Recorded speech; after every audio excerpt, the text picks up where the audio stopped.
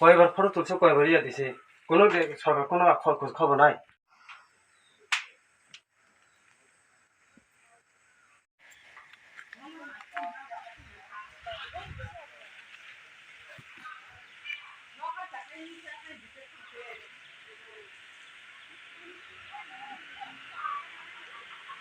আমরা কালকা রাত্রে বৃষ্টি আইয়া আমরা কোনো গর্তর একেবারে শেষ শিল পইরা আমরা যে ঘুমান জায়গা নাই, সরকার কোনো সাহায্য পাই না।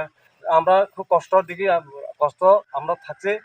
অহন গাছের তলে কালকার থেকে আমি বৃষ্টি আইলে গাছের তলে এমনি আমি কালকার আমি গাছের তলে থাকছি, কোনো উপায় নাই। আর বাবার ঘরত যাইলেও বাবার ঘরও বালা না, সেই তারা কোনো থাকার কোনো জায়গা নাই। তো এই অবস্থায় এরম হয়েছে।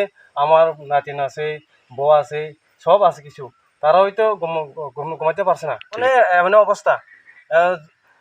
গড়ও ঢুকতে পারছে না, জল এরকম এমন জলবায়ু রয়েছে, ওখানে এমন জলবায়ু রয়েছে।